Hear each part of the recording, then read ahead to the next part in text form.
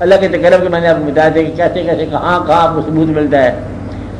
ایک ایسا مقام انسان ہو چاہے آپ کو پیر ہو کوئی ہو، ایک ایسا مقام جہاں پر شوق کے وقت ایسی کیفیت پیدا ہو جائے کہ آپ بھول جاؤ کہ آپ کون ہو۔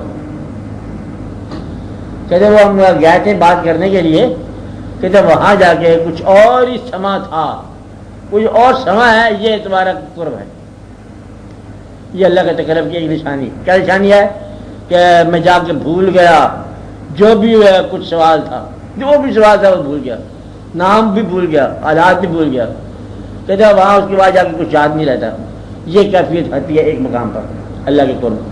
اللہ گھر جا کے بھی یہ آتا ہے بعض اوقات، وہاں پہنچے آپ تو وہاں جا کے سب کچھ بھول گئے۔ تو یہ اللہ کا ایک قرب کی نشانی ہے۔ ایک اور اس کے قرب کی نشانی ہے کہ جب آپ بیٹھے ہوں، سوال نہیں کیا آپ نے، دعا مانگی تھی نا، کہ دعا کا بڑا پروگرام تھا، ہم نے 4-5 باتیں اللہ سے مانگنی ہے۔ جب ہم نے نفل پڑھے تو دعا تو بھول گئی تو ہم رونے لگے۔ یہ بھی قرب ہے۔ تو قرب کی ایک دلیل یہ ہے کہ اشکوں نے بیان کر ہی دیا راز تمنا۔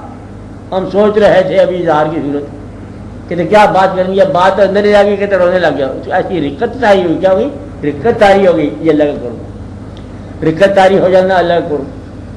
اور اپنے کیے ہوئے پر اتنا نادم ہونا کہ دوبارہ نہ کرنے کا فیصلہ کر لینا، یہ ہے غائب اللہ کے ساتھ خائف ہونا، خوف کرنا کہ آپ خود بخود توبہ ہوگی۔ ایسی توبہ جسے کہتے ہیں توبہ تو نصوح کہ پھر دوبارہ وہ واقع نہیں ہوا۔ یہ اللہ کے قرب کی بات ہے۔ تو اللہ کے تقرب کی نشانیاں ہیں کہ جب آپ کے اندر اللہ کے محبوب صلی اللہ علیہ وسلم کی محبت پیدا ہو جائے، اللہ کا قرب ہو جائے۔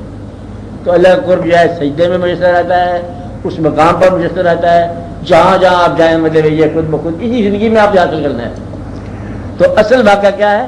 اصل واقعہ یہ ہے کہ جو انسان یہاں اندھا رہا آخرت میں بھی اندھا ہوگا۔ پوری آیت ہے نا، کیا آیت ہے؟